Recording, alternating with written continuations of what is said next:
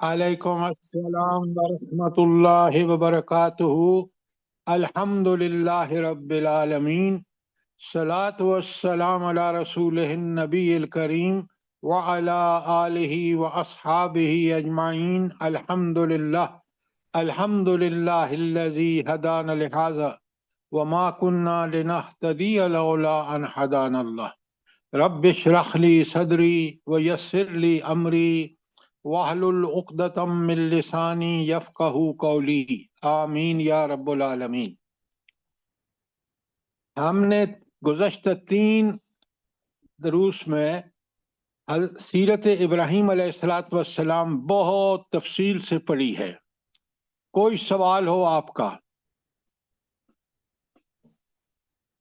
अगर कोई सवाल नहीं है तो मैं आज हमने वापस सूरा बकरा में जहां हजरत इब्राहीम का जिक्र शुरू होता है उसी की वजह से हमने वो 3 दरूस हजरत इब्राहीम की सीरत के हवाले से मुकम्मल किए हैं। आज मैं आपके सामने आयत 122 जो वहां पढ़ चुके हैं मैं तर्जमा करूंगा और तशरीह नहीं करूंगा क्योंकि मैंने कर दी ऑलरेडी। सवाल आपसे जरूर करूंगा ताकि मुकम्मल रवीजन हो जाए और कल के जिस तरह हमने सीरत इब्राहीम पढ़ी है सवालों के जरिए बात और वाज़ेह हो जाएगी। आप सब एग्री करते हैं? जी हाँ। जी सर, बिस्मिल्लाहिर्रहमानिर्रहीम। बिल्कुल बिल्कुल। अल्लाह पाक आपको जज़ाए खैर दे। बहुत खूबसूरत। आयत 122 बड़े गौर से तर्जुमा सुनिए। बिस्मिल्लाहिर्रहमानिर्रहीम। या बनी इसराइल अज़कुरू नेमती अल्लती अनअमतु अलैकुम। ए बनी इसराइल याद करो वो मेरी नेमत जिससे मैंने तुम्हें नवाजा था। व इन्नी फद्दलतुकुम अलल आलमीन, और मैंने तुम्हें दुनिया की तमाम कौमों पर फजीलत दी थी। ये तो आयत और उसका तर्जुमा है। पहला सवाल ये है कि अल्लाह ताला की कौन सी नेमतें हैं जो बनी इसराइल पर अल्लाह ताला ने की और उनका जिक्र इस आयत 122 में है। कौन कौन सी नेमतें हैं अल्लाह ताला की? सर, अल्लाह ताला ने उनको दीनी इमामत दी और उनकी नस्ल में नबूवत जारी रखी। बनी इसराइल की नबूवत में जारी रखी। जी, बनी इसराइल में बहुत सारे अंबिया आए। हाँ, लेकिन देखे ना हजरत ये जारी रखी है अल्लाह ताला ने हजरत इब्राहीम की नस्ल में। और बनी इसराइल क्योंकि शुरू होते हैं, इसराइल नाम था हजरत याकूब। याकूब अलैहिस्सलाम का, और उनकी जब ये बिगड़े हैं तो इनको बनी इसराइल कहा गया। अच्छा, नेमतें, सबसे बड़ी नेमत जो है वो अंबिया की कसरत से आए, उसी की वजह से वो दुनिया के इमाम बनाए गए। अच्छा, दूसरा, अल्लाह ताला ने जब इनको उरूज का जमाना दिया, हजरत दाऊद का जमाना देखें, हजरत सुलेमान का जमाना देखें, हजरत मूसा का जमाना देखें, फिरौन को गर्क होना देखें, मैंने 10 इनामात लिखवाए हैं आपको। अगर आप नोट्स मुकम्मल बनाते हो ना तो फिर आपको बिल्कुल दिक्कत नहीं होगी। अच्छा, अल्लाह ताला ने उनको क्या फजीलत बख्शी थी जो इस आयत 122 में जिक्र है?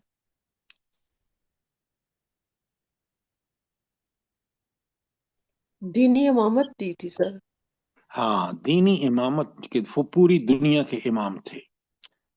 अच्छा, ये दीनी इमामत के साथ जितनी ये बड़ी फजीलत है ना, इतनी बड़ी जिम्मेदारी भी है। ये जरा नोट फरमाएं। आज हम में से बहुत कम लोग इस जो फजीलत है ना कि उम्मत मुसलमान को अब अल्लाह ताला ने वो फजीलत जो उनके पास थी इमामत, वो अब उम्मत मुसलमान को मिल गई है। और उस फजीलत में जो अल्लाह ताला ने बनी इसराइल को उस वक्त दी थी और अब उम्मत मुसलमान को दी है, तो इसमें एक बहुत बड़ी जिम्मेदारी है, जो जिम्मेदारी हम भी पूरे नहीं कर रहे जिस तरह बनी इसराइल ने की थी। उसकी वजह यह है कि हमारा कुरान से अब ताल्लुक ऑलमोस्ट खत्म हो चुका है, और ये कुरान ही हमें याद रिमाइंड कराता है, और कुरान ही हमें बताता है कि अल्लाह ताला की सिफात क्या है, और मोमिन को उन्हीं सिफात के जरिए से اللہ تعالیٰ کی محبت بھی نصیب ہوتی ہے جب ان صفات کے مطابق عمل کرتا ہے، اور انہی صفات کی وجہ سے انسان کو اللہ تعالیٰ کا خوف اور ڈر پیدا ہوتا ہے۔ تو سب سے پہلے تو مجھے یہ بتائیں کہ کون سی اللہ تعالیٰ کی صفات ہیں جو میرے اور آپ کے دل میں اللہ کی محبت پیدا کرتی ہیں؟ جلدی بتائیں،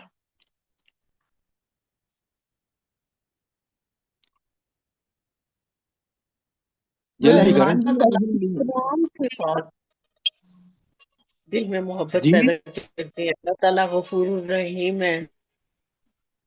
بھائی، غفور الرحیم ان کے لیے ہے جو توبہ کر کے اور پوری زندگی دین پر، ان کے لیے اللہ غفور الرحیم ہے۔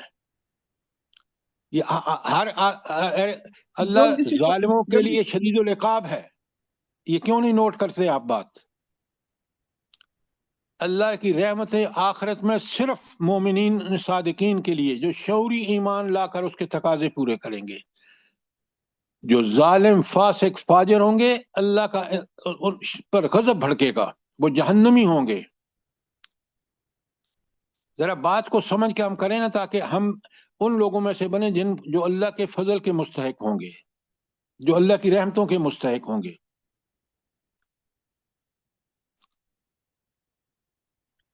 سر، ان اللہ علی کل شیء قدیر، اللہ تعالیٰ ہر چیز پر قادر ہے، میرے ہر کام کرنے، ہر چیز پر میرے قادر ہے۔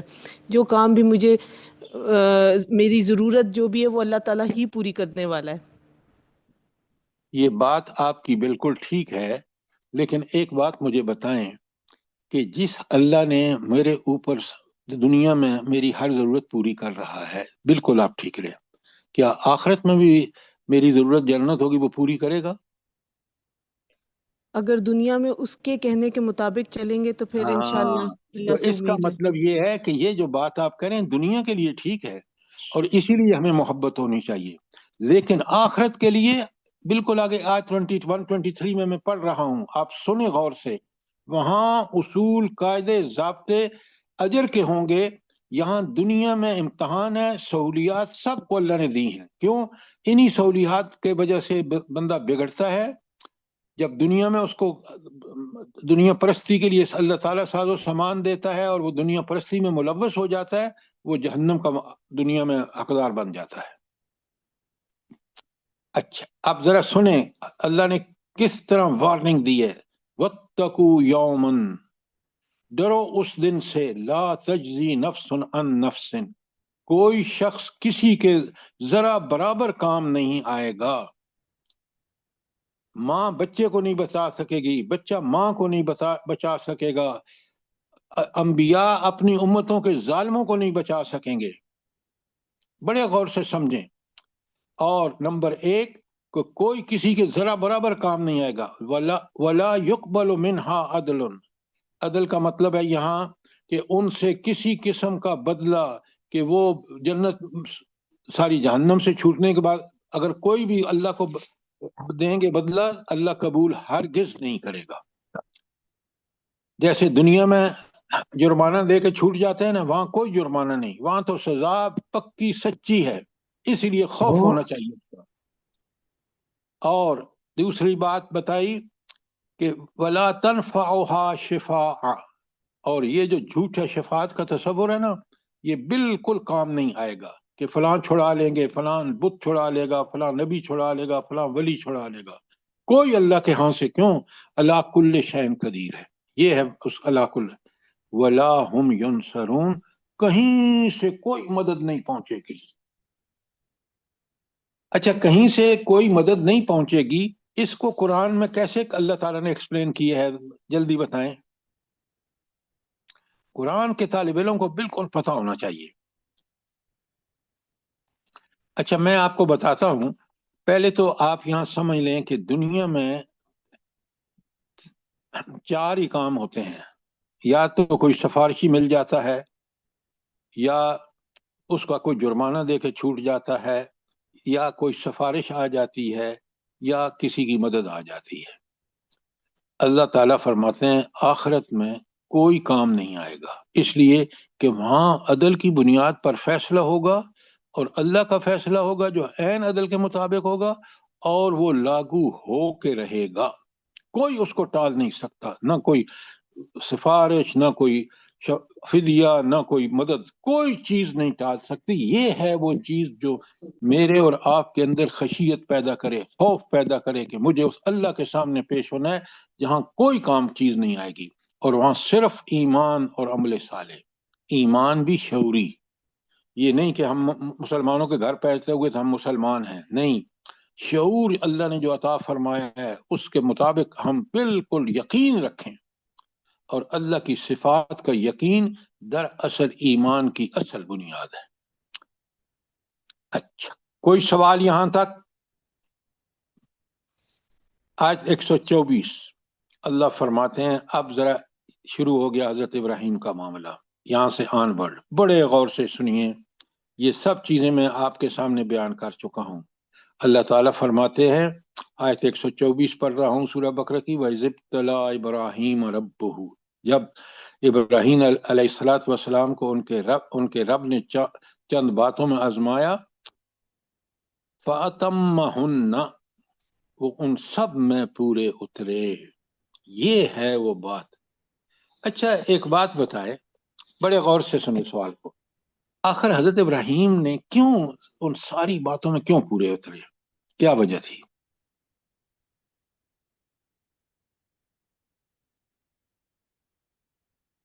سر وہ حنیف شعوری یکس ایمان لائے تھے، سر وہ یکسو تھے نا، اللہ تعالیٰ کی توحید پر یقین۔ شعوری ایمان۔ اچھا بالکل آپ ٹھیک کہہ رہے ہیں، اصل بات یہ ہے نبی کا ایمان شعوری ایمان ہوتا ہے، یہ تو آپ بات نوٹ کر لینا، نبی کا ایمان پکا سچا شعوری ایمان، لیکن وہ اس لیے پورے اترے، یہ بات آپ لکھ لیں کہیں پر، کہ ان کو صفات الہی کا کما حق یقین تھا۔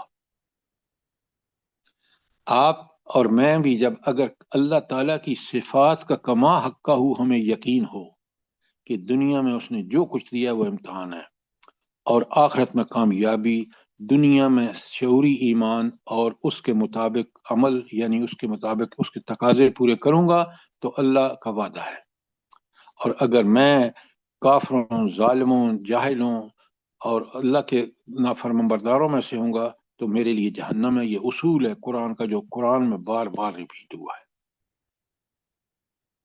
لہذا حضرت ابراہیم نے ان سب احکامات کو، اللہ کی جو بھی آزمائشیں پورے اترے، اس لیے کہ ان کو اللہ کی صفات پہ یقین تھا۔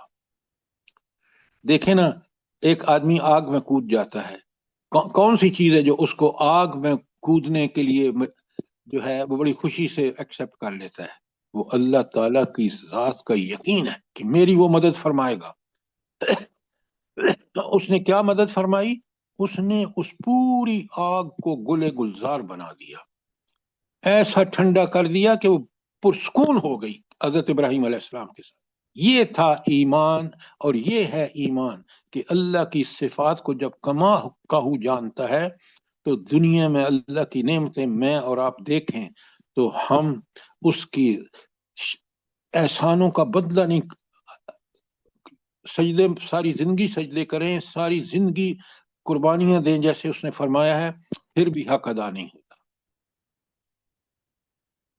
تو لہذا پہلی بات کہ انہوں نے ان سب کو پورا کیا، وجہ حضرت ابراہیم کا بالکل یقین تھا میرا رب ایسا ہی ہے جیسا اس نے اپنی صفات کا بیان کیا ہے اپنی کتابوں میں۔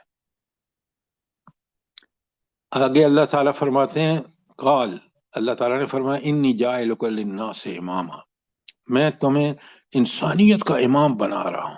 ذرا بہت بڑا عہدہ ہے اللہ کی طرف سے، اس سے بڑا کوئی عہدہ نہیں ہو سکتا کہ امام الناس بن گئے۔ کیوں؟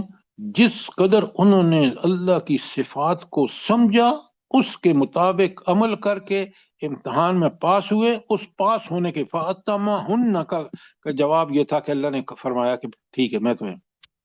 اب حضرت ابراہیم نے، کیونکہ انسان تھے آخر وہ، تو انہوں نے کہا وَمِن ذُرِّيَّتِي، اور اے اللہ میری ذریت اور اولاد میں سے بھی یہ لوگوں کو پوشوا بنائے گا۔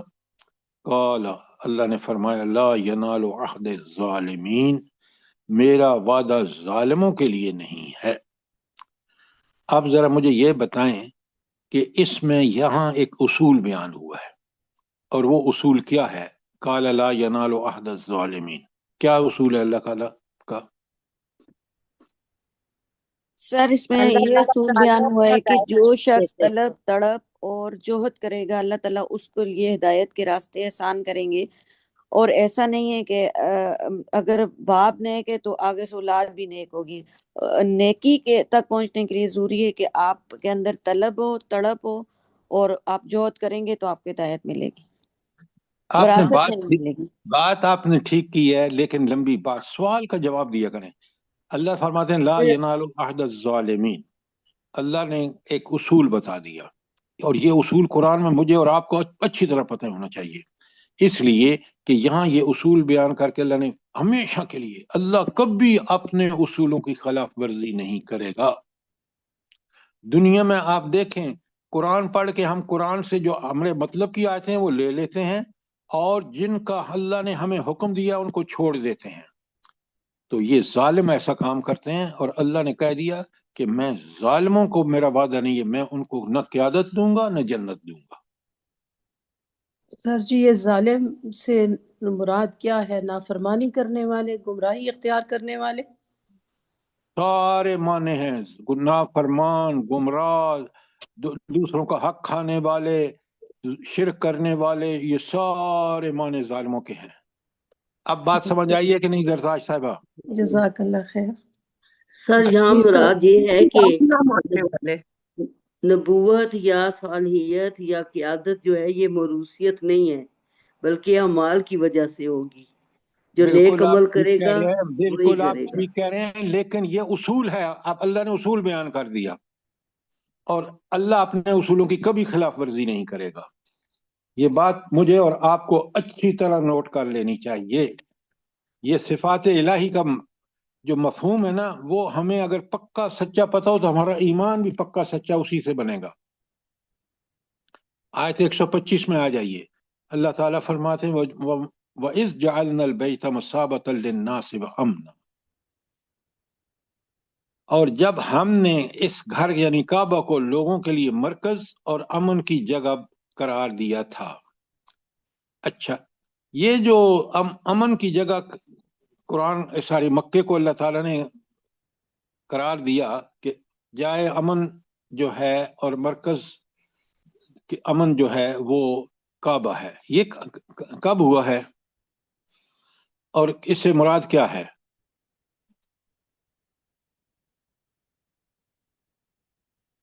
سر تحویل کعبہ سر کا جو حکم ہے۔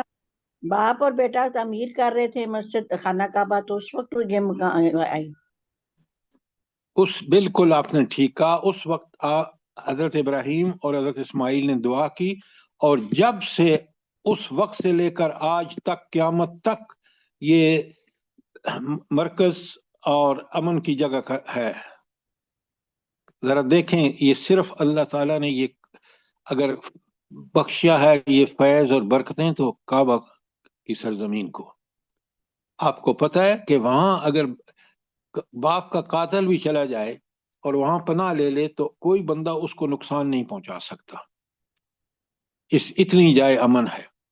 اور جنہوں نے خلاف ورزیاں کی ہیں اس کی جائے امن کو تبدیل کرنے کی، کہ وہاں ظلم اور ستم کعبہ میں کیا، ان کا بدلہ آپ نے دیکھ لیا اللہ نے کیا لیا ہے۔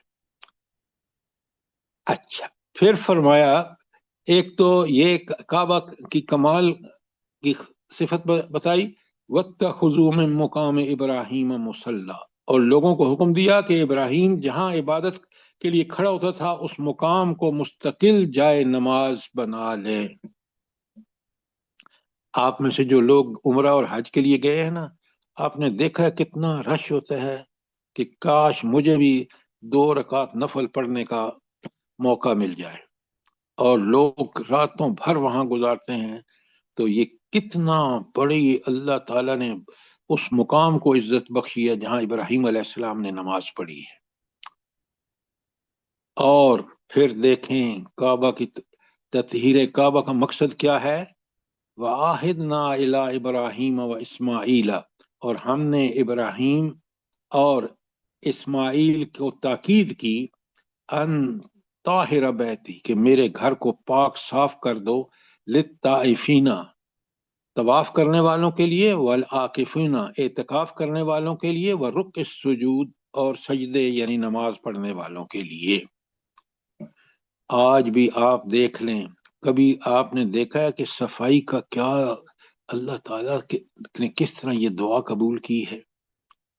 تینوں چیزیں آپ دیکھ لیں، دنیا میں آج بھی اس گئے گزرے دور میں بھی جائے امن اگر کوئی ہے تو وہی ہے۔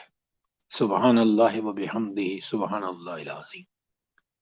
اور یہ اعزاز کس کو حاصل ہے؟ ابراہیم علیہ الصلوۃ والسلام اور ان کے بیٹے اسماعیل علیہ الصلوۃ والسلام کو۔ ذرا نوٹ فرمائیں، اسی لیے 3 لیکچر ہم نے 3 دروس اسی کے لیے کہ ہمیں سمجھ آ جائے کہ حضرت ابراہیم کا کیا مقام و مرتبہ ہے اللہ کے ہاں۔ وہ اللہ کے کیا ہے؟ جلدی بتائیں۔ خلیل ہے، دوست ہاں، خلیل۔ اللہ تعالیٰ نے ان کو اپنا خلیل بنایا۔ سبحان اللہ سبحان اللہ۔ آپ ذرا دعائیں دیکھیں، آیت 126 میں وَإِذْ قَالَ ابراہیم، اور جب ابراہیم علیہ الصلوۃ والسلام نے کہا رب اجعل ھذا بلدا آمنا، اور جب ابراہیم نے دعا کی اے میرے رب اس شہر کو امن کا شہر بنا دے۔ نمبر 1 وَارْزُقْ أَهْلَهُ مِنَ الثَّمَرَاتِ، اور اس کے رہنے والوں کو پھلوں کا رزق عطا فرما۔ کبھی آپ نے سوچا ہے کہ وہ پہاڑی علاقہ جہاں 100% پہاڑ ہے، دنیا کا کوئی فروٹ اور کوئی موسم ہو وہاں اویلیبل نہ ہو؟ بتائیں، آپ نے دیکھا ہے؟ نہیں سر، میں جب کچھ بھی نہیں ہے، صرف سوائے کھجوروں کے سر وہاں پہ۔ لیکن آپ دیکھ لیں کہ دنیا کا ہر فروٹ اللہ تعالیٰ نے پاکستان میں بھی ہمیں بہت کچھ دیا۔ میں جب امریکہ میں پڑھ رہا تھا تو اس کے بعد میں جب عمرے پہ گیا تو میں حیران پریشان ہو گیا کہ کیا اللہ نے فروٹ رکھے ہیں، ثمرات کا رزق جس کا حضرت ابراہیم نے دعا مانگی ہے صدیاں گزرنے کے بعد اور قیامت تک۔ سبحان اللہ سبحان اللہ سبحان اللہ۔ سر جی بے کیا موسم کے پھل بھی ملتے ہیں وہاں پر، سبحان اللہ۔ یعنی سردی میں گرمی کا اور گرمی میں بھی سردی کا سب پھل ملتے ہیں، اس لیے کہ وہ دنیا سے سارے امپورٹ ہوتے ہیں وہاں۔ اللہ نے کوئی سسٹم ہی ایسا، اللہ کے حکم سے ایسا سسٹم بن چکا ہے کہ جیسے آپ کہہ رہے ہیں کہ بے موسم کے پھل بھی وہاں ملتے ہیں۔ بالکل آپ نے ٹھیک کہا۔ کتنے خوبصورت ہوتے ہیں سر جی، کتنے خوبصورت دیکھنے میں، سبحان اللہ۔ یہ اللہ کے کمال ہے، یہ دیکھیں اس رب رحیم کے کرم ہے کہ اس نے دعا قبول کی۔ اچھا اب سنیں آگے، قرآن کیونکہ کتاب ہدایت ہے نا، اللہ تعالیٰ کی صفات بیان کر، اللہ کہتے ہیں قال ومن کفر، جس کسی نے، اور فرمایا جس کسی نے کفر کیا، فَأُمَتِّعُ قَلِيلًا، میں اس کو تھوڑا دنیا کی تھوڑی سی مال و متاع دوں گا۔ کیا مطلب ہے دنیا میں کی تھوڑی سی؟ فَأُمَتِّعُ قَلِيلًا کہ دنیاوی زندگی میں اس کو تھوڑی سی متاع دوں گا، کیا مطلب؟ دنیا میں بھی آخرت کے کم ہوتی ہے جنت کے مقابلے میں، آخرت کے لحاظ سے دنیا جو ہے نہایت کمتر اور آپ کیوں بات کر رہے ہیں؟ میں سوال کر رہا ہوں، اس سوال کا جواب دیں آپ۔ اللہ تعالیٰ فرما رہے ہیں میں دنیاوی زندگی جو قلیل ہے، آپ سمجھیں بات کو، اس میں تو میں اس کو ساری نعمتیں دوں گا کیونکہ میں نے امتحان لینا ہے۔ اور امتحان کس بات کا ہے؟ ایک طرف نعمتیں ہیں اللہ کی تاکہ اللہ کی شکر کرے، اس کی صفات کو پہچانے، نیک بنے، اور اگر برا بنے گا تو اللہ نے بتا دیا کہ اس کا انجام کیا ہوگا۔ اور پھر یہ دنیا قلیل ہے اور آخرت جو ہے دائمی اور ابدی ہے۔ ثم اضطرہ الی عذاب النار، پھر میں اس کو مجبور کروں گا جہنم کے عذاب کے لیے۔ کن کو اللہ مجبور کرے گا جلدی بتائیں؟ جنہوں نے کفر کیا سر، اللہ تعالیٰ کی جنہوں نے نعمت۔ انکار کیا، جو نافرمان ہیں، جو ظالم ہیں۔ وَبِئْسَ الْمَصِيرُ، بڑا برا ٹھکانہ ہے۔ اب ایک برا تو ہمارے کہنے پر ہوتا ہے نا، ایک اللہ جب کسی چیز کو برا کہے تو وہ کتنی بری ہوگی۔ آپ سوچیں کہ وہ جہنم کا عذاب انسان کے لیے ایسا برا ہوگا، ذلت پستی کی انتہا ہوگی کہ پتہ ہے انسان کیا کہے گا؟ کاش یا لیتنی کنت ترابا، کاش میں دنیا میں مٹی ہوتا، انسان نہ ہوتا، اور آج یہ جو نافرمانیاں کر کے جہاں پہنچا ہوں میں یہاں نہ پہنچتا۔ کتنا بڑا آج میں اور آپ توبہ طائب ہوں اگر کوئی کمی بیشی ہے، اور فوراً اللہ تعالیٰ کے احکامات جن کا حکم دیا ہے کریں، سبقت کریں، اور جس سے منع کیا اس سے رک جائیں۔ سر اپنی اچھا، انگلیوں کو کاٹے گا، اپنی انگلیوں کو کاٹے گا، اور یا لیتنی ہر وقت کرتا رہے گا، اپنی انگلیوں کو چبھائے گا۔ ہاں لیکن کبھی ہم نے اس چیز کا پاس کیا ہے کہ کیا کافروں کی وہاں حالت ہوگی، نافرمانوں کی؟ آج آپ دیکھیں کس قدر انسان دنیا میں، مسلمان نام کا انسان کتنا نافرمان ہے، اس لیے کہ یہ قرآن بتاتا ہے اگر ہمارا ایمان شعوری ایمان ہے تو اللہ کی صفات کا بیان قرآن میں ہے، اللہ کی صفات کا بیان آیات کائنات میں ہے، اللہ تعالیٰ کا صفات کا بیان جو ہے وہ آیات انفس میں ہے۔ اچھا، اب آ جائیں، کیا پیاری دعائیں ہیں، آپ ذرا نوٹ فرمائیں، کاش میں اور آپ بھی انہی وہ کہتے ہیں اذ یرفع ابراہیم القواعد من البیت و اسماعیل، اور یاد کرو جب ابراہیم علیہ الصلوۃ والسلام اور اسماعیل علیہ الصلوۃ والسلام جب اس گھر کی دیواریں اٹھا رہے تھے، کیا کہتے ہیں؟ ربنا تقبل منا، اے اللہ ہماری دعاؤں کو قبول فرما۔ ان کو دعائیں کیسی مانگی ہیں اور قبول کرنے والے سے قبول کیسے کی ہیں، ذرا دیکھیں تو صحیح۔ انسان آج بھی دیکھ سکتا ہے، یہ قرآن کی آیت پڑھ کے وہاں دیکھ سکتا ہے کہ کس قدر یہ چیزیں وہاں اللہ نے کیسے دعائیں قبول کی ہیں، کس طرح قبول کی ہیں۔ اللہ اکبر۔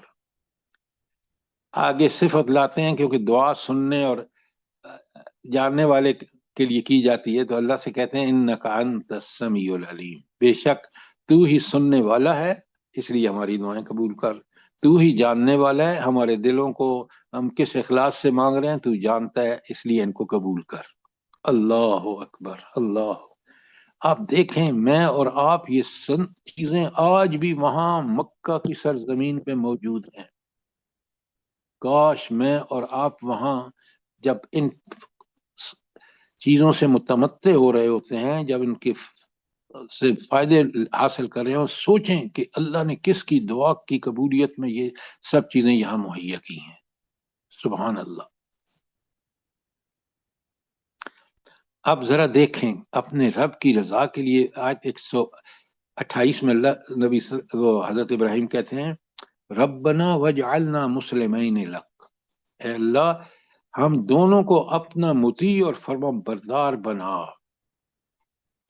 کاش میں اور آپ یہی دعائیں مانگیں نماز میں، نماز کے بعد، وہ من ذریتنا، اور ہماری اولاد ذریت سے بھی، امتن مسلمۃ لک، ایک ایسی قوم اٹھا جو تیری مسلم ہو، تیرے بات ماننے کا حق ادا کرے۔ اچھا، مسلم کی جو اصلی ڈیفینیشن ہے یا جو کمال کی ڈیفینیشن ہے وہ کہاں آئی ہے قرآن میں؟ سورہ الانفال آیت نمبر 2 اور 3 ہے۔ فلما اسلم، فلما اسلم، سورہ صافات میں آئی ہے، جب وہ دونوں مطیع ہو گئے۔ تو مطیع ہونے کا مطلب ہے کہ حضرت ابراہیم نے اپنی جو خواب دیکھا تھا، جو وہی تھی کہ میں اسماعیل کو ذبح کر رہا ہوں، اور اسماعیل اس کے لیے پورے اخلاص سے تیار تھے۔ یہ ہے اسلام، کہ اللہ کی اطاعت اور فرمانبرداری کا حق ادا کرنا۔ اس لیے میں اور آپ جب بھی اللہ کے احکامات کو بجا لائیں تو اس کا پورا حق محسن کے درجے میں ادا کریں۔ اچھا، اس کے بعد اللہ سے دعا کرتے ہیں، اچھا یہ جو وَمِن ذُرِّيَّتِنَا أُمَّةً مُسْلِمَةً لَكَ، اور ہماری نسل سے ایک ایسی قوم اٹھا جو تیری مسلم ہو، اس کو پھر دوسری جگہ دعا کیا مانگی ہے حضرت ابراہیم نے؟ ربنا وابعث فيهم رسولا منهم يتلو عليهم ایکسیلنٹ ایکسیلنٹ، یہی آیت 129 اگلی آیت ہے۔ تو ذرا رب دیکھیں قرآن کا جو کمال کی کتاب ہے۔ وَأَرِنَا مَنَاسِكَنَا، اور اے ہمارے رب ہمیں اپنی عبادت کے طریقے بتا۔ اللہ اکبر۔ وَتُبْ عَلَيْنَا، اور ہماری طرف رحمت سے متوجہ ہو۔ اِنَّكَ أَنْتَ التَّوَّابُ الرَّحِيمُ، کیا صفت ہے آخر میں کہ بے شک آپ ہی توبہ قبول کرنے والے اور رحیم ہیں۔ جب آپ کی توبہ قبول ہوگی، آپ نیک اعمال کریں گے تو پھر اللہ کی رحمت کے مستحق بن جائیں گے۔ تو تواب اس کے ساتھ ہے جو توبہ کرے، ورنہ ہر آدمی کے لیے اللہ تعالیٰ تواب نہیں ہے۔ جو ظالم ہے ان کے لیے اللہ شدید العقاب ہے، یہ نوٹ کریں بات کو۔ کوئی سوال آیت 128 تک؟ اچھا، اب آ جائیں آیت 129 پر۔ اللہ کے خلیل دعا مانگتے ہیں، اور دیکھیں کیا قرآن نے اس کو کس طرح اس آیت میں اس دعا کو بیان فرمایا ہے۔ ربنا، اے ہمارے رب، اے ہائے، کاش ہم جب ربنا کہیں نا یا ربی کہیں تو ہمیں اس رب کی ساری صفات ہماری آنکھوں کے سامنے ہوں، شعور سے، کہ کیا اس نے ہماری پرورش کا بندوبست کیا ہے۔ آپ سوچیں ہم نے کیا ناشتہ کیا، کیا اس کے فضل و کرم کو ہم انجوائے کر رہے ہیں۔ تو وہ رب ہے جس نے ہمیں ان چیزوں سے نوازا ہے۔ ربنا وابعث فیہم رسول منہم۔ اچھا، اس میں اگر آپ ایک ایک لفظ کو سمجھیں نا تو بڑا مزہ آتا ہے۔ اللہ تعالیٰ فرماتے ہیں کہ نہیں، حضرت ابراہیم دعا کر رہے ہیں اللہ تعالیٰ سے، ربنا وابعث فیہم رسولا، اے اللہ ان میں سے رسول بھیج، منہم۔ یہ منہم کا مطلب کیا ہے؟ ان کی اولاد یعنی میں انہیں سے، مطلب انہیں ان مکہ کی میں سے اپنی قوم میں۔ منہم کا مطلب ہے اہل مکہ سے۔ حضرت اسماعیل کی اولاد ہی مکے میں ہے، تو اس وقت اس کا منہم کا مطلب ہی یہی ہے کہ وہ اولاد اسماعیل سے ہو۔ ابھی ذرا سا آگے چلیں گے، پھر آپ کو بات اچھی طرح سمجھ آئے۔ یتلو علیہم آیاتک، پھر اللہ سے دعا کر رہے ہیں کہ وہ کام کیا کرے؟ تیری آیات کی تلاوت کرے۔ میں نے آپ کو ایک دن پورا حق تلاوت کیا ہے، اور وہ جو آیت پیچھے آئی ہے 118 یا 119، اس کو بر دوبارہ پڑھیں، سمجھیں۔ تو یتلو علیہم آیاتک، پہلا کام اس نبی کا یہ ہوگا کہ وہ لوگوں پر اللہ تعالیٰ کی آیات تلاوت کرے۔ وَيُعَلِّمْهُمُ الْكِتَابَ، اور ان کو کتاب کی تعلیم دے۔ کتاب سے مراد کیا ہے؟ قرآن پاک۔ قرآن پاک۔ احکامات۔ کتب علیکم الصیام، تم پر روزہ فرض کیا گیا۔ اچھا، یتلو علیہم آیات کا و یعلمہ الکتابہ کے درمیان نسبت اور تعلق کیا ہے؟ جلدی بتائیں۔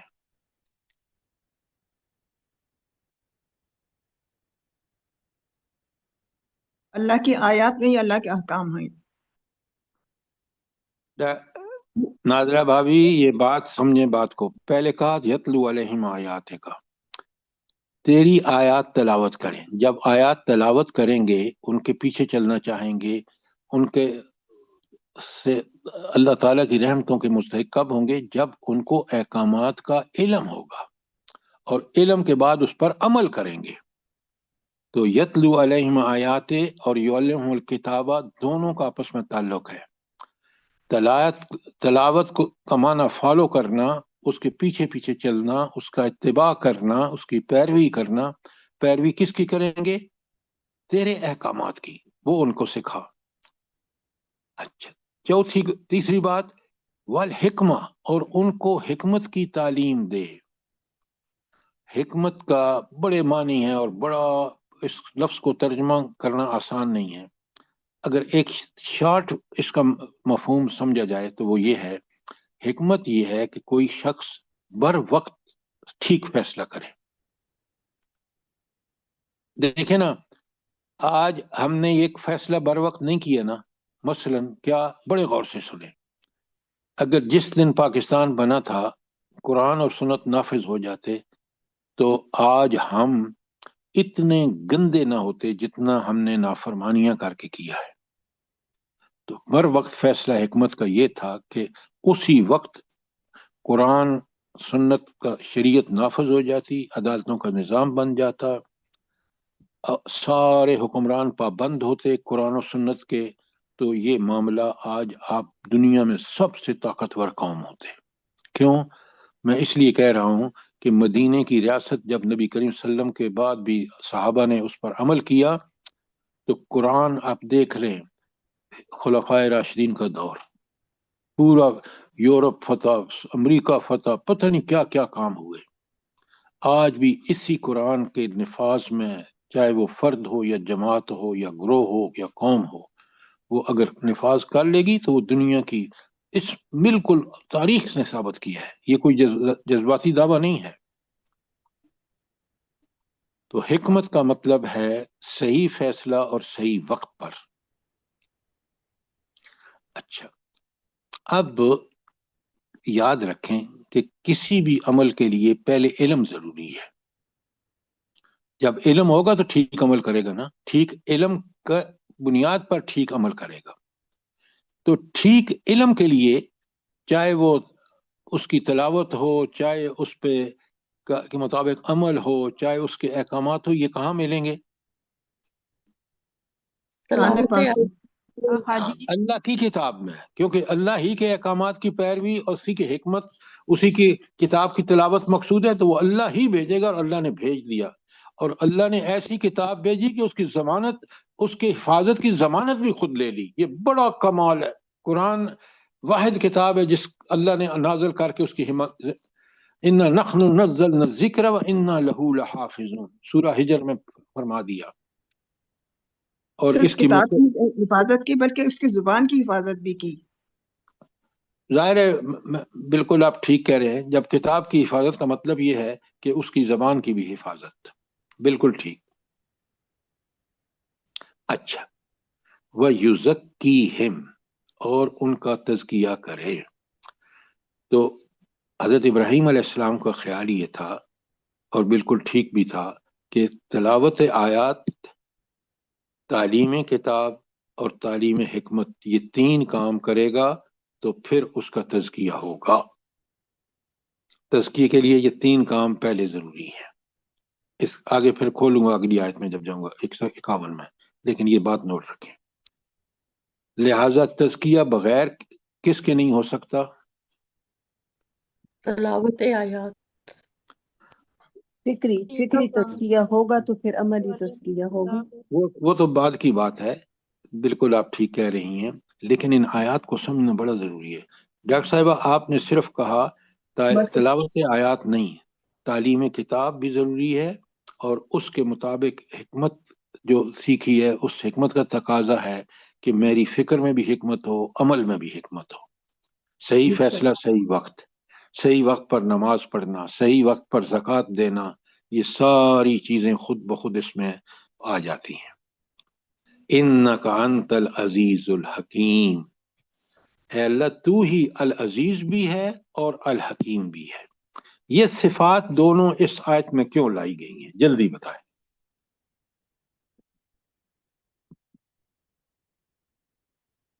سر جو عزیز ہوگا، حکیم ہوگا، وہی یہ کام کر سکے گا. وہ ہوا علی کل شیء قدیر. سر ان مشرکین مکہ میں یہ رسول کا آنا بہت ضروری تھا، جس کی وجہ سے اللہ تعالیٰ زبردست ہے اور حکمت سے بھرا. آپ آصف، مسز آصف، آپ بالکل آؤٹ آف کوشچن ہیں.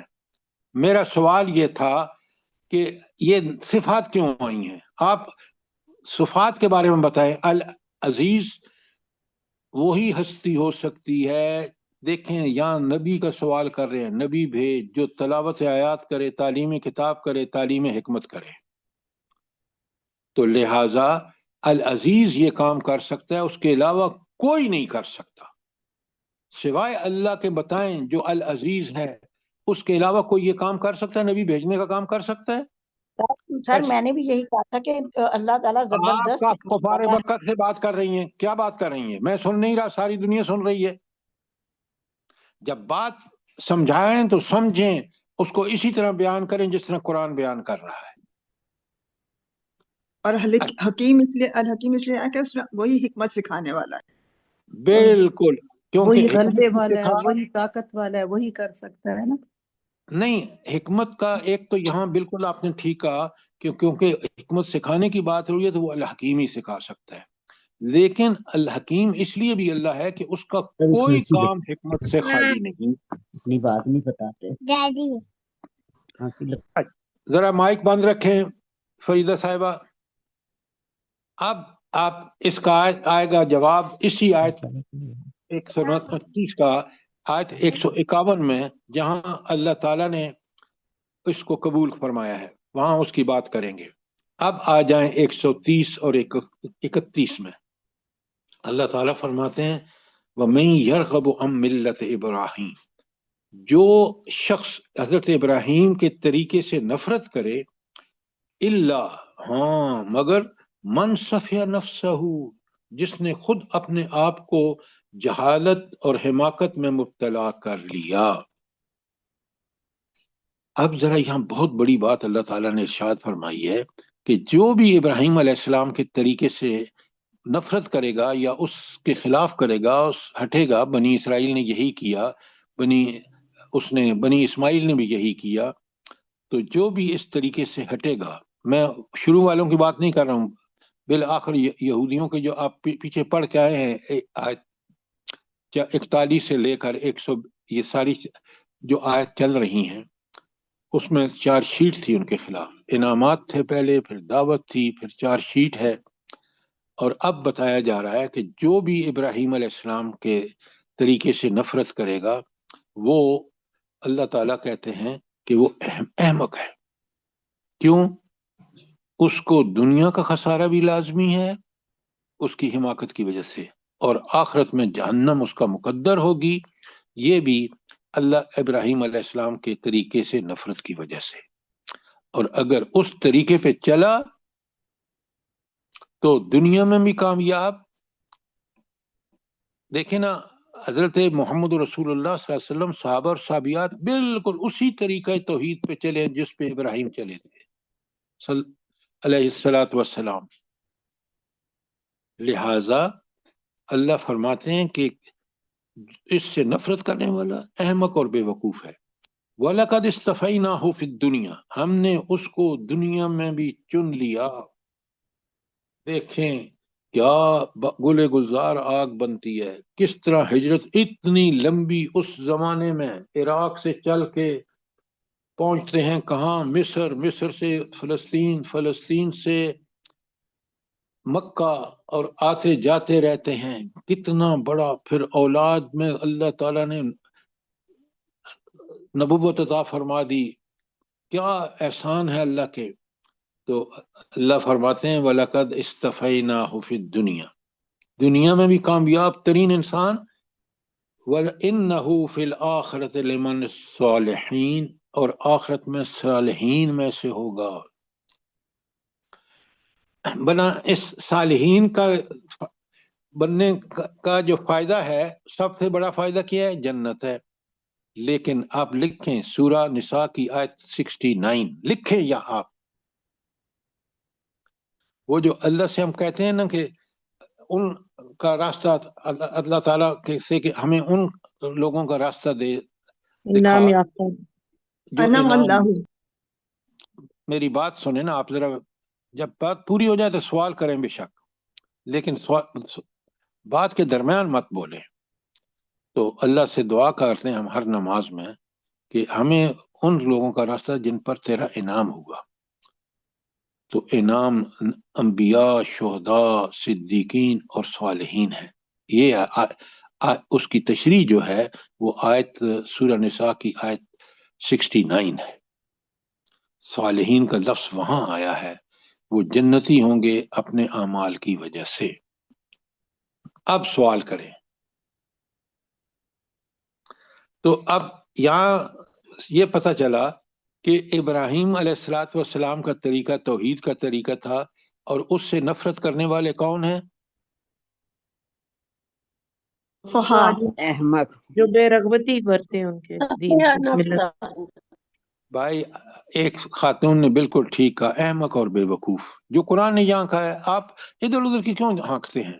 آیت کے اندر رہیے، آیت کے اندر جواب موجود ہے، اسی کو جواب بتائیے۔ اچھا، اس کے بعد آپ یہ بتائیں کہ وہ جہالت میں کیوں مبتلا ہیں جو حضرت ابراہیم کے طریقے پر نہیں چلتے، اس سے نفرت کرتے ہیں؟ وہ جہالت میں کیوں مبتلا ہیں بھلا؟ یہ سر اپنے سوال ہے۔ انجام سے غافل ہیں۔ وہ دنیا میں بھی ذلیل ہوں گے اور آخرت میں بھی۔ کیوں؟ حضرت ابراہیم نمونہ ہے، دنیا میں بھی اللہ تعالیٰ نے ان کو اصطفینا ہو، اس کو چن لیا، اور آخرت میں وَإِنَّهُ لَمَنِ الصَّالِحِينَ۔ اچھا، اب آ جائیں آیت 131 پر۔ وَإِذْ قَالَ لَهُ رَبُّهُ أَسْلِمْ، اور جب اللہ تعالیٰ نے ان سے کہا کہ اسلام لیا، مطیع اور فرمانبردار بن جا، قال، حضرت ابراہیم نے فرمایا، اسلمت لرب العالمین، میں اپنے رب العالمین، وہ ہستی جو سارے جہانوں کی رب، آقا، مالک، خالق، رازق، حاکم ہے، میں اس کا مطیع بن گیا۔ اور اس کا معنی اسلام کا پوری طرح کھولا ہے قرآن نے۔ جب اللہ کے خلیل نے حضرت اسماعیل کو لٹا دیا منہ کے بل اور چھری لے کے، تو اس وقت اللہ کہتے ہیں فلما اسلم وطلحہ للجبین، جب وہ اسلام لایا، جب وہ مطیع ہو گیا، دونوں مطیع ہو گئے، کس وقت؟ جب وطلحہ للجبین، یہ ہے اللہ کا مطیع ہونا، اسلام لانا۔ ہم تو کہتے ہیں بس نام لکھا کے شہیدوں میں شامل ہو گئے ہیں۔ خدا را آپ آیت 143 آ رہی ہے، میں پڑھوں گا آپ کے سامنے، انشاءاللہ آپ کو واضح ہوگا کہ قرآن کن لوگوں کو کہتا ہے کہ وہ لوگ، اللہ نے ہمیں امامت کے منصب پر فائز کیا، ہم الٹی سیدھی دو چار نمازیں پڑھ کے کہتے ہیں ہم تو بڑے مسلمان ہیں۔ بھائی آپ کے لیے نمونہ حضور نبی کریم صلی اللہ علیہ وآلہ وسلم ہے، جن کی اتباع کا حق ادا کیا ہے صحابہ اور صحابیہ نے۔ اللہ مجھے بھی اور آپ کو اس کی توفیق عطا فرمائے۔ اچھا، اب آ جائیے آیت 132 پر۔ اللہ تعالیٰ فرماتے ہیں وَوَصَّى بِهَا ابراہیم، اور اسی چیز کی وصیت کی ابراہیم، تاکید کی ابراہیم نے، بنی ہے، اپنے بیٹوں کو، و یعقوب، اور یعقوب کو، یا بنیہ، اے میرے پیارے بیٹے، ان اللہ اصطفیٰ لکم، بے شک اللہ تعالیٰ نے تمہیں چن لیا ہے، ہاں، لکم الدین، اس دین کو، دین اسلام کو تمہارے لیے منتخب کر لیا، فلا تموتن، تمہیں موت ہرگز نہ آئے، الا وانتم مسلمون، ہاں تم اس حال میں ہو کہ تم مسلم ہو۔ یہ بڑی اہم بات ہے کہ مرتے دم تک کس کی اقامت کرتے رہنا؟ اللہ تعالیٰ کی، دین اسلام کی۔ دین اسلام کی، دین اسلام کی، اللہ ہی کا حکم ہے، لیکن دین اسلام جو پیچھے آیا ہے، تو موت، اس کا مطلب ہے کہ دن کے 24 گھنٹے، پوری زندگی کے ہر لمحہ پر انسان کس کا مطیع اور فرمانبردار رہے؟ اللہ تعالیٰ کا۔ اللہ تعالیٰ تعالیٰ کی۔ دین اسلام کا، وہ اللہ تعالیٰ کا پسندیدہ دین ہے۔ اچھا، اب آپ سوچیں، آج مسلمانوں کو دیکھیں، کیا یہ 24 گھنٹے اللہ کے مطیع اور فرمانبردار ہیں؟ ہرگز نہیں۔ تسبیح لے کے مولوی صاحب بیٹھتے ہیں ان حکمرانوں کے سامنے جو ظالم ہیں۔ اگر مولوی صاحب کا یہ حال ہے تو پھر مقتدیوں کا تو اس سے بھی برا حال ہوگا، ہے یا نہیں ہے؟ جلدی بتائیں۔ ایسا ہی ہے سر، بالکل۔ تو اس کا مطلب یہ ہے کہ اس قرآن سے ہمارا تعلق نہیں ہے، ہم نے صفات الہی کو قرآن سے نہیں سمجھا، اور اس چیز نے ہمیں آج یہ دن دکھایا ہے۔ بات سمجھ آئیے کہ نہیں آئی؟ جی جی سر، اللہ تعالیٰ کے وعدوں پہ یقین نہیں۔ ہاں، یہ سب سے بڑا مسئلہ ہے ڈاکٹر صاحبہ کہ ہمیں اللہ تعالیٰ کے وعدوں پر یقین نہیں ہے، اور اسی چیز نے ہمیں تباہ و برباد کر دیا ہے۔ نہ اچھا، اللہ کے وعدوں پر یقین ہے، نہ اس کی کسی صفات پر یقین ہے۔ بے شک بے شک، اگر یقین ہوتا تو ہمارا یہ حال نہ ہوتا۔ تو پہلے اس آیت 132 میں سب سے بڑی بات کیا ہے؟ وہ بات ہے کہ حضرت ابراہیم کی وصیت ہے اپنی اولاد کو۔ حضرت کس نے ابراہیم اور حضرت یعقوب کی بھی، دونوں کی ہے۔ دیکھیں حضرت، یہ آپ آیت ٹھیک نہیں پڑھ رہی۔ وَوَصَّى بِهَا ابراہیم بنی ہے وہ یعقوب، آپ نے ٹھیک کہا، میں غلط تھا۔ جب یعقوب اور یعقوب سے کو تاکید کی اللہ نے، لیکن پھر اللہ نے کہا کہ حضرت یعقوب نے بھی وصیت کی ہے اپنی اولاد کو۔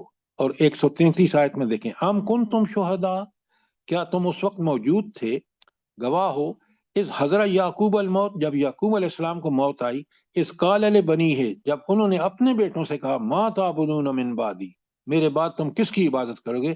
قالوا نعبد الہک، ہم تیرے الہ کی عبادت کریں گے، وَإِلَٰهِ آبَائِكَ إِبْرَاهِيمَ وَإِسْمَاعِيلَ وَإِسْحَاقَ إِلَٰهًا وَاحِدًا، انہوں نے کہا کہ ہم عبادت کریں گے تیرے الہ کی، اللہ تعالیٰ کی، وَإِلَٰهِ آبَائِكَ، اور اپنے آباء و اجداد ابراہیم، اسماعیل، اسحاق وغیرہ کے الہ کی، وہ ایک اللہ ہے، الہ واحدہ، وَنَحْنُ لَهُ مُسْلِمُونَ۔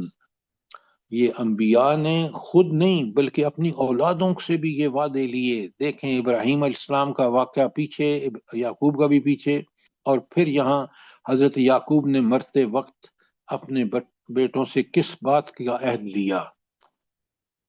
کیا ہم تو مرتے ہوئے چھوڑ جاتے ہیں جائیداد جس پہ وہ لڑتے رہتے ہیں، اس لیے کہ وہ جائیداد ہم نے سمجھا کہ رازق ہم ہیں ان کے، جبکہ اللہ ان کا رازق ہے۔ اور جنہوں نے اولاد کی اچھی تربیت کر لی دین اسلام کے مطابق، قرآن کے مطابق، انہوں نے ان کو اس حال میں چھوڑا کہ وہ آئندہ بھی نیکیاں کریں گے اور جنت میں ان کے ساتھ ہوں گے۔ یہ اولادیں جو ہمارے مرنے کے بعد حرام کی کمائیوں پر لڑتے ہیں، یہ دنیا میں بھی خوار، آخرت میں بھی، اور ہم اور ان کو اللہ بچا لے جنت جہنم سے۔ اللہ کہتے ہیں، سنو غور سے، دل کا امت، یہ ہے وہ لوگ، یہ ہے امت، قد خلت، جو گزر گئے۔ یہاں کس امت کا ذکر ہے بلا؟ جلدی بتائیں۔ 2 آیتیں آپ سن چکے ہیں، حضرت ابراہیم اور حضرت یعقوب کی وصیت۔ انبیاء کی طرف اشارہ کیا جا رہا ہے سر۔ ہاں بنی نہیں، اسرائیل، یہاں بنی اوپر جو سر بنی سر اسرائیل، پچھلی آیت میں ایک وضاحت سورہ فرما دیجیے کہ ام کن تم سے کیا مراد ہے، کون مراد ہے یہاں؟ ام کن تم شہداء۔ اچھا دیکھیں، یہ ہمیں چیلنج کیا جا رہا ہے جو قرآن کے طالب علم ہیں، اور اللہ تعالیٰ ہم سے کہہ رہا ہے کہ آیت نمبر کون سی ہے خالد صاحب؟ 133 ہے۔ 133 132، ہاں 33 کا اسٹارٹ ہے سر جی، 33 133 کا ہے، ام اسٹارٹ۔ کن تم شہداء۔ 33 کا بالکل شروع ہے۔ اب یہ دیکھیں، یہ ہمیں جو جوڑا جا رہا ہے، کیا تم اس وقت موجود تھے؟ کس وقت؟ جب یہ اللہ بتا رہا ہے کہ حضرت یعقوب نے موت کے وقت کیا نصیحت کی، تم موجود تھے؟ ہم سے سوال کیا جا رہا ہے کہ یہ باتیں انہوں نے کہیں جبکہ تم وہاں موجود نہیں تھے، لیکن اللہ بتا رہا ہے، تو اس لیے یہ ہمارے لیے اللہ ہمیں تاکید کر رہا ہے کہ تم موجود تو نہیں تھے، لیکن یہ وہ بات ہے جو حضرت یعقوب نے اپنی اولاد کو مرتے وقت کہی۔ خالد صاحب سمجھ آئی بات کہ نہیں آئی؟ جی سمجھ آ گئی سر، سمجھ آ گئی۔ اچھا، اب آگے چلتے ہیں۔ یہ جو آیت 134 ہے نا، تلک امۃ قد خلت لہا ما کسبت ولکم ما کسبتم، اللہ اکبر، انسان کے مجھے بتائیں انسان کے آخرت میں اس کے کیا چیز کام آئے گی؟ سر عمل اعمال ایمان، سب سے پہلے ایمان، اور ایمان کے بعد اس کے مطابق عمل۔ پہلے ایمان کہا کریں، قرآن میں بھی ایمان ہی سب سے بڑی دولت ہے۔ کافر کے پاس ایمان ہی نہیں ہے تو اس لیے تو وہ کافر ہے۔ ایمان، اچھا ایمان مضبوط کب ہوتا ہے؟ جلدی بتائیں۔ اللہ تعالیٰ کے صفات پر شور جب اللہ کی بالکل صفات کا شور۔ مکمل علم ہوتا ہے۔ شاباش شاباش، یہ ہے جواب۔ صفات الہی، صفات الہی کی تشریح صرف قرآن میں ملتی ہے۔ آپ پوری کائنات میں بھی دیکھ سکتے ہیں، لیکن جو قرآن پڑھنے سے یقین ہوتا ہے وہ سارے آبزرویشن کے باوجود قرآن کی کمی ہو تو پھر کیوں کہ اس میں اللہ تعالیٰ کی نہ صرف صفات بلکہ اس کے احکامات کا بھی ذکر ہے۔ لیٹ ہو جاتا ہے نا، میں سے بتا نال کون کے نکلنی ہے بیٹا ستی سی نا ساجدہ صاحبہ آپ کا فون آن ہے، پلیز بند کریں، بند کرو فون یار، دیکھتے نہیں ہو سنتے نہیں ہو۔ اچھا اب یہاں ایک اصول بیان ہو گیا، لہا ما کسبت ولکم ما کسبتم، ان کی کمائی ان کے لیے اور تمہاری کمائی تمہارے لیے۔ کمائی سے یہاں مراد دولت بھی ہے، ذرائع اور وسائل جو اللہ نے دیے ہیں وہ بھی اس انسان کو اللہ نے اس لیے دیے کہ وہ دیکھیں نا، اللہ تعالیٰ نے انسان کو بڑا مرتبہ بخشا کہ اس کو اپنا نائب بنایا، اور اس نائب بنانے کے ساتھ ساتھ اس کو وہ ساری ضروریات جو نائب بنانے کے لیے ضروری تھیں وہ دے دی، صلاحیتیں، 5 سینسز، اور ان کو عقل، سمجھ، بوجھ، دماغ سب کچھ دے دیا۔ اس کے بعد اگر ان چیزوں کو استعمال کر کے نیک کمائی کے لیے اگر وہ اللہ کا فرمانبردار تابعدار بنتا ہے تو کمائی نیک، دنیا میں کامیاب، کیوں؟ اس کی مدد، اس کی طلب، اس کی ہر چیز اللہ تعالیٰ کی اس کے ساتھ ہوگی تائید۔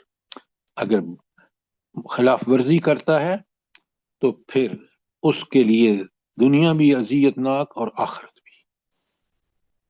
کوئی سوال یہاں تک؟ جزاک اللہ سر جی، کتنی بڑی بات ہے کہ جو کوئی جو کرے گا اس کا ذمہ دار وہ خود ہے، وہ ابھی سوچ لے اس دنیا میں کہ اس نے کیا کرنا ہے۔ بے شک بے شک۔ اچھا سر اس آگے کا کیا یہ بتایا ہر آپ کسی نے کو ابھی؟ سوچنا چاہیے۔ وہ کچھ لوگ تھے جو گزر گئے، اس سے مراد یہ انبیاء علیہ السلام؟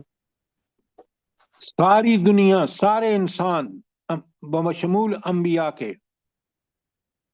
اپنے بڑوں کو بھی سوچ لیں، وہ بھی تو گزر گئے۔ اچھا کوئی سوال اور آیت 134 کے بارے میں؟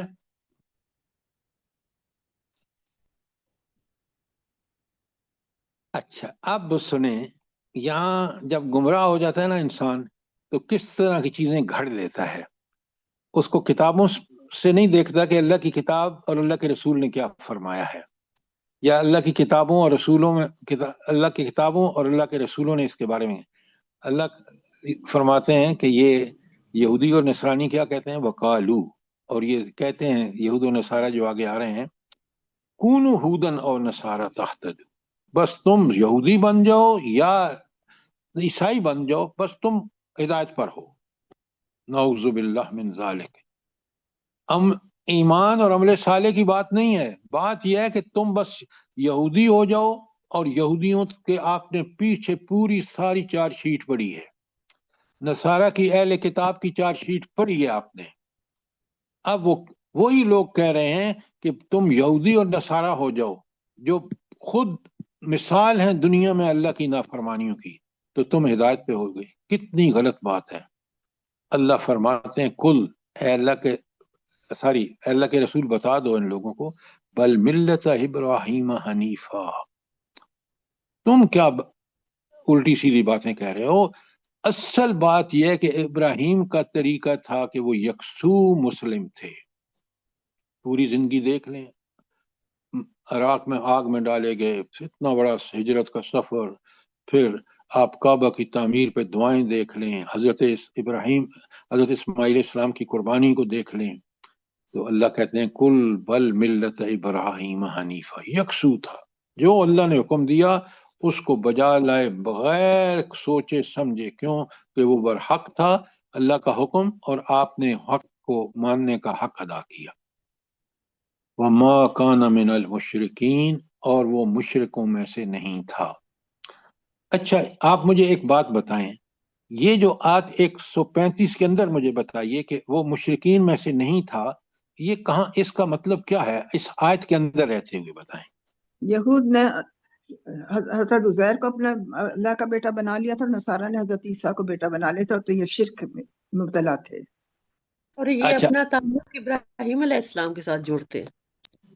لیکن آپ نے دیکھا نا، بالکل آپ دونوں کی بات ٹھیک ہے، کہتے ہیں یہودی اور نصارہ ہو جاؤ تو تم ہدایت پاؤ گے، جبکہ ہدایت ابراہیم علیہ السلام کے طریقے میں ہے، اور وہ مشرک نہیں تھے، تم دونوں تو مشرک ہو جیسے آپ نے بتایا۔ کتنی پیاری آیات ہیں، کاش میں اور آپ ان کو سمجھ کے پڑھیں، ہم شرک کے قریب بھی نہ جائیں۔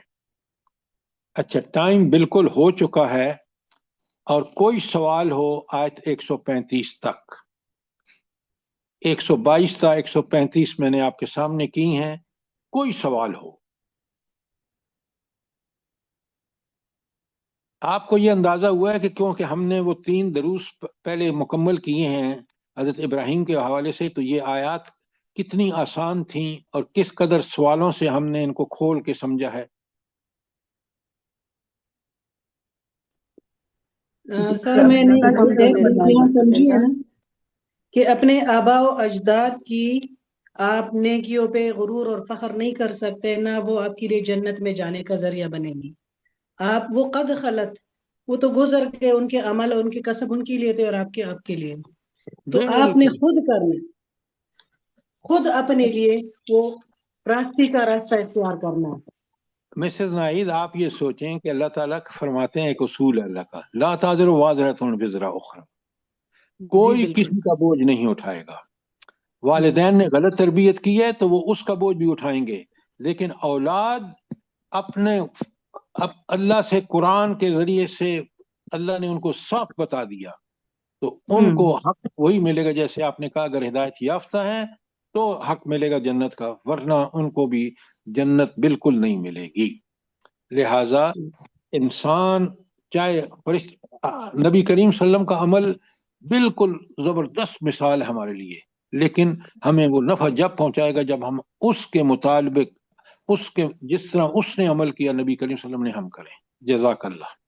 بے شک اللہ ہمیں کرنے اور سمجھنے سر سوچنے کی توفیق دے۔ سر یہ آمین ثم 133 آمین۔ سر میرا ایک سوال ہے جی کہ حکم۔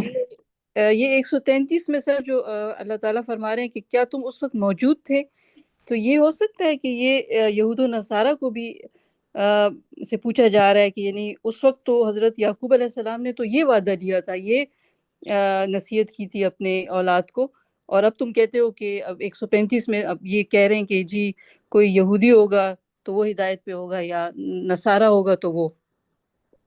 ڈاکٹر صاحبہ آپ نے بالکل ٹھیک کہا، لیکن ہر قرآن پڑھنے والا جو ان کے بعد پڑھے گا وہ سب اس کے مخاطب ہیں، اور یہود و نصارہ اس لیے کہ جیسے آپ نے فرمایا کہ وہ ان کے فالوور ہونے کا کلیم کرتے ہیں، اور ان کا عمل اس کے برخلاف ہے، اور اس لیے وہ بے وقوف اور احمق ہے۔ اور ہر شخص جو اس توحید کے راستے پر یکسو نہیں ہے جو حضرت ابراہیم کا طریقہ علیہ الصلوۃ والسلام کا تھا، وہ بھی احمق اور بے وقوف ہے۔ آپ کی آبزرویشن بالکل ٹھیک ہے کہ پہلے مخاطب وہ ہیں، لیکن میں اور آپ بھی مخاطب ہیں۔ اب بات سمجھ آئی کہ نہیں آئی؟ بالکل صحیح سر، یہ بڑا اچھا طریقہ ہے دلیل دینے کا نا، کہ اللہ تعالیٰ ان سے پوچھ رہے ہیں کہ بھئی اس وقت تم موجود تو نہیں تھے، پھر کس بنیاد پہ تم یہ بات کر رہے ہو، یہ دعویٰ کر رہے ہو کہ صرف یہود اور نصارہ بن جانے سے ہدایت مل جائے گی۔ تو سر بالکل ٹھیک ہے، بالکل نہیں، لیکن آج میں اور آپ بھی مخاطب ہیں۔ بالکل سر، بالکل آپ صحیح فرما رہے ہیں، اب ہمارے لیے ہے نا، اب ہم نے اسی سے آگے سبق لینا ہے۔ جزاک اللہ، اللہ آپ کو بہت جزائے خیر دے. اور اگر کوئی سوال ہے تو ضرور پوچھیں. ربنا تقبل منا انك انت السميع العليم وتب علينا انك انت التواب الرحيم. جزاک اللہ. آمین ثم آمین. سر اللہ پاک آپ کو بھی بہت خوبصورت جزائے خیر دے، اور ہم لوگ سب جو آپ سے جڑے ہوئے ہیں ان کو بھی، اور ہم لوگوں کی اولادوں کو بھی، تمام دنیا کے مسلمانوں کو، اور جو بیمار ہیں ان کے لیے خاص دعائیں. اللہ پاک ہم لوگوں کی دعائیں قبول کرے، صحت تندرستی والی زندگی دے، ہر کسی کی بیماری کو تکلیف کو آسان کر دے، اور جو اس دنیا سے چلے گئے ان کی آمین مغفرت کرے پروردگار. آمین. آمین آمین.